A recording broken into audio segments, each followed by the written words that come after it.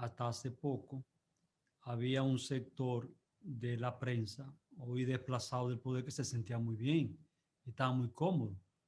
Hoy quieren cortarse las venas, pero yo no sé por qué, si es por lo que ellos llaman escándalo o es porque salieron del poder. ¿Cuál razón es que lo tiene en esa situación? Pero usted puede llamar escándalo a un incidente que ocurra, un accidente que le ocurra al teleférico, cuando son unos cables, unos equipos, unos instrumentos que están ahí, que pueden en cualquier momento rodarse, pararse, frenarse, atascarse. Eso no es un escándalo. El caso del aeropuerto de las Américas son hechos fortuitos, situaciones fortuitas que se están dando. Se está en investigación. Pero si fue que se quemaron los cables, es un hecho fortuito. Si fue que unos tipos lo cortaron, es un hecho vandálico, pero también una situación fortuita que apareció, que no la provocaron las autoridades. El caso de el diputado Gutiérrez, tú no lo puedes meter dentro y compararlo con el caso del aeropuerto de las Américas y con el caso del teleférico, pero el fanatismo político no puede llegar tan grande y tan alto. En el caso de Gutiérrez, los reglamentos del partido establecen que las únicas formas, y de la Cámara de Diputados, de él, que se entregue la diputación, don Jaime, es de dos formas, las únicas dos formas que hay. No importa que lo condenen allá o no, porque él aquí no está condenado ni está perseguido. No ha sido condenado ni perseguido. Así es. Y él es diputado aquí. Y hay dos formas solamente que él tiene para separarlo de la diputación: que él renuncie o un juicio político. Son las únicas dos formas y esas son las reglas que hay. Entonces tendrán, si él decide no renunciar cuando sea procesado, bueno, pues será sometido a un juicio político y el partido se encargará de cómo sustituirlo. Pero esas son las situaciones que hay. En otro orden, sí hay muchas cosas positivas. Hoy hubo la segunda sesión de prioridades presupuestarias que se trabajó en Santiago. Un grupo de legisladores estuvieron reunidos con los empresarios de Santiago: Fernando Capellán, Ricardo Fonder, Sandy Firpo, Carlos Iglesias, Miguel Ángel Lama, Juan Bautista Ventura, Augusto Reyes. Ahí estuvo también Fernando Puig. Tuvieron otros directores ejecutivos también de APEDI, y los diputados que estuvieron presentes fueron Mateo Espaillat, Máximo Castro, Rosailda Genao, Víctor Fadul, Héctor Ramírez, José Benedicto Hernández, Braulio Espinal, Francisco Díaz y Félix Michel Rodríguez. Estuvieron tratando, y en donde se presentó y valoraron las diversas propuestas de prioridades de proyectos de Santiago y la región para ser incluido en la ley orgánica del presupuesto para el sector público del año 2022. Ya aquí los empresarios se han adelantado y están planteando algunos planes y proyectos para que sean incluidos en el presupuesto del próximo año. Los legisladores decían, y con razón, más de uno de ellos opinaba, que en realidad no dio tiempo a incluir prácticamente, a hacer presión por nada en el presupuesto, porque en octubre ya había que hacer el presupuesto y el gobierno pues asumió en agosto y en medio de una pandemia, y que fue un presupuesto que se fundamentó básicamente en recursos para invertir más en la pandemia y enfrentar la crisis que proyectos nuevos. Sin embargo, se habló, por ejemplo, de agua, de proteger las fuentes acuíferas de Santiago, como el río Yaque. Fernando Capellán estuvo hablando sobre unos proyectos que están realizando importantes, como para proteger el Yaque, porque también decían que debían involucrarse un poquito más a Corazán y otras instituciones para que solo no tomen agua del Yaque, sino que también inviertan en la protección del mismo.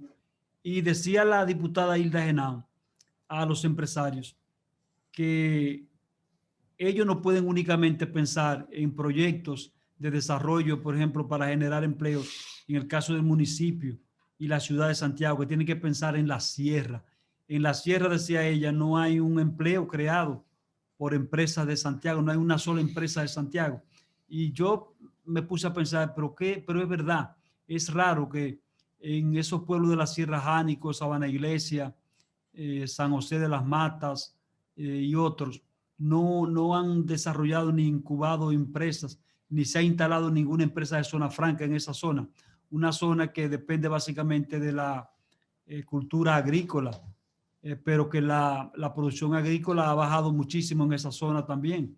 La ganadería por igual, que inclusive la producción ganadera en las zonas altas como las sierras se están eliminando por el daño que causa al medio ambiente. Entonces ella ponía esa queja a los empresarios para que inviertan también en esa parte. Se quejaba el empresario Fernando Capellán sobre el caso de Manzanillo, que fue una gran oportunidad, dice él, que se perdió, que los empresarios tenían un proyecto para desarrollar ahí y que debido al 2012 que el presidente entrante en esa ocasión, refiriéndose a Danilo Medina, retiró mediante decreto el poder que le había dado para desarrollar una remodelación de ese puerto ahí. Lo cierto es que yo pienso que fue muy importante este encuentro para incluir proyectos de Santiago, carreteras y otras. Se habló de la carretera de Licey-Santiago. Dijo el ingeniero Mateo Espaillat que a la avenida Juan Pablo Duarte, que llegaba solo hasta la llamada Benito Juárez, se le amplió como 1 kilómetro, 1.2 hasta Don Lindo, y que eso tuvo un costo, esa ampliación, don Jaime, de alrededor de 300 millones de pesos, y que ha tenido un retorno en poco tiempo con inversiones de más de 3.000 millones, con las empresas que después que hicieron esa ampliación se han instalado en esa zona. Por lo tanto, dice él que sería un buen negocio para el gobierno, porque el gobierno que está cobrando muchos impuestos ahí, ampliar esa carretera del Licey al medio, porque la verdad que es una situación bastante complicada. Después que usted llega a Don Lindo y toma esa carretera, se toma mucho tiempo porque es imposible hacer un rebase. Y hay vehículos también cargados de pollos, de maíz, pesado. Yo nunca he circulado por la carretera esa que parte de Moca y llega hasta el aeropuerto, pero sería más fácil y más económica ampliar esa vía que la Duarte de Licey, porque esa Duarte tiene construcción a ambos lados de la orilla permanentemente, sí, en todo su trayecto. Lo han permitido. Entonces, para ampliar esa vía, tendrían que o hacer un elevado o destruir un montón de viviendas y de negocios que hay a la vera. Sí. O sea, que pretender que se va a ampliar esa vía es un sueño. Yo creo que deberán ser un poco más prácticos y presentar una posibilidad que sea más económica y realista. Hay mucho terreno baldío, porque por ejemplo usted dice, frente a la Universidad Núñez Molina, no se puede ampliar a la derecha, pero se puede ampliar a la izquierda, que es lo que tiene unos solares baldíos. Por ejemplo, en el seminario San Pío X, hay unos edificios que se construyeron ahí y que están muy adelante y está agricultura, pero frente al seminario, en el área del seminario se puede ampliar. Y así usted va tomando de un lado de otro. Es difícil. Bueno, pero es bueno las buenas intenciones de los empresarios. E incluso el senador Eduardo Estrella ha publicado en su cuenta de Twitter varias opiniones sobre el desarrollo de Santiago. Pues la realidad es que no se puede pensar ya en presupuesto del 2021. De eso hay que olvidarse, señores. No, 2021, 2022. Es en mayo, estamos ya en junio. Y todos sabemos que el gobierno tiene serias dificultades económicas y los ingresos no andan bien. Entonces, todos esos proyectos que piensen a final del 2022 o en el 2023, cuando la economía de este país vuelva a entrar en recuperación. Es que no se está hablando del 2021. Están hablando y planteando proyectos para el 2022, porque eso fue lo que dije.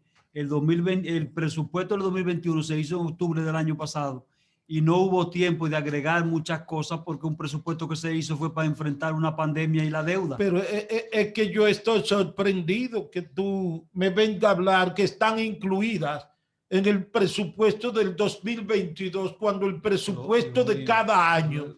No, Nelson Peralta, pero que están incluidas, no, que están incluidas, el presupuesto es anual y se aprueba en el Congreso Nacional entre noviembre y diciembre del año año en curso para aplicarse en el 22. Pero déjame no puede ser el presupuesto del 22. Pero déjame explicarte, no es que es el presupuesto del 22, es que están trabajando propuestas para el presupuesto del 2022. Son propuestas, no es que están aprobadas, porque ese presupuesto no se conoce. Los planteamientos que están haciendo los empresarios de Santiago habla del presupuesto del 2022. Pero ven acá, y lo plantean así mismo como... lo que estoy planteando es que ese presupuesto no existe. No. Es que tú tienes que actuar con sinceridad y responsabilidad, eso es mentira. Pero que no existe el presupuesto. No, el del 2022 no. No, pero están trabajando es propuestas para cuando venga ese presupuesto, porque ya el presupuesto del 2021 ya es imposible agregarle nada. Pero eso, yo vi el planteamiento. Pues entonces, pero estamos hablando lo mismo, no sé cómo que tú. Y habla de obras incluidas en el presupuesto del 2022. Eso es un engaño. Propuestas para ese presupuesto. Pero óyeme una cosa, no es ningún engaño. Cuando una institución trabaja en un plan a desarrollar 2030, ¿de qué tú crees que está hablando? De proyecciones hasta el 2030 y no necesariamente están incluidas. Cuando el presidente del plan estratégico de Santiago estuvo aquí, ese fue mi planteamiento. Son ilusiones y no se pueden hacer ilusiones. Lo que pasa es que tú perdiste la fe y la esperanza. Ya tú llegaste a donde iba a llegar. Y ustedes mismos saben Sanchín, que este gobierno, señores, que no sabe para dónde vaya. Es arañando que anda, Nelson. Tú lo sabes. No, pero no es que arañando, es que es es todos los gobiernos que están arañando porque hay problemas. Las recaudaciones se cayeron prácticamente. Es tratando de reanimar a sectores productivos para poder cobrar impuestos. Es que las aduanas lleguen, es que impuestos internos pueda cobrar. Pero una situación difícil. Pero tú crees que fue fácil y no hubiera sido para Luis Abinader. Si se queda Danilo ahí o se queda Gonzalo, el que sea, iba a presentar todos estos problemas. ¿Tú crees que iba a ser diferente? No iba a ser diferente, ¿no?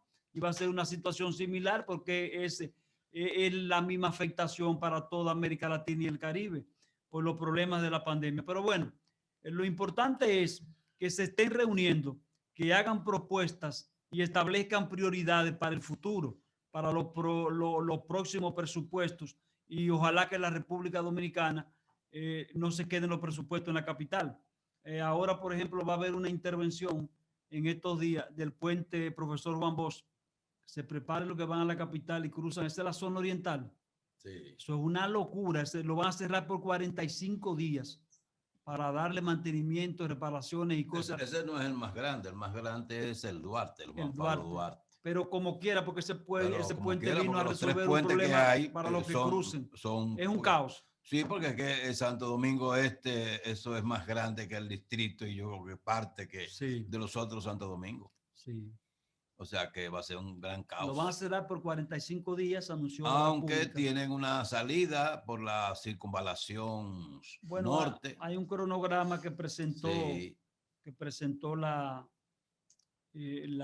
Intran, de cómo se van a dividir, por dónde van a salir, van a entrar, los que bajan y suben por ese puente. Lo van a reparar, ¿es verdad? Sí, lo van a reparar.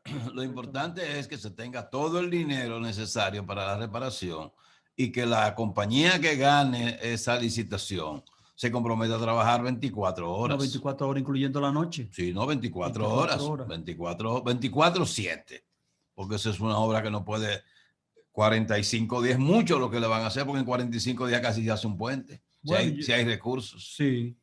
O sea, que lo que le van a hacer es mucho. La DGC diseñó vías alternas para que la intervención tenga el menor impacto posible. La DGC es a partir del próximo viernes y durante 45 días que será cerrado. Obra Pública hizo el anuncio junto al director de el Instituto Nacional de Tránsito y Transporte Terrestre, Intran, Rafael Arias, y el general Ramón Antonio del DGC.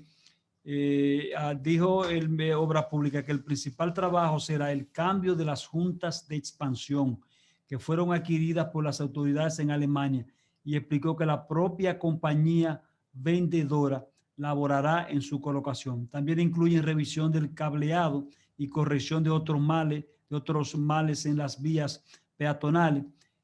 También dice Obras Públicas que los trabajos tendrán un costo superior a los 40 millones de pesos, y que para poder hacer los trabajos se requiere de la coordinación entre varias instituciones, y que por ello están trabajando. ¿Y en el presupuesto de qué año, don Jaime, irá el motorriel? No es motorriel, es monorriel. Es monorriel.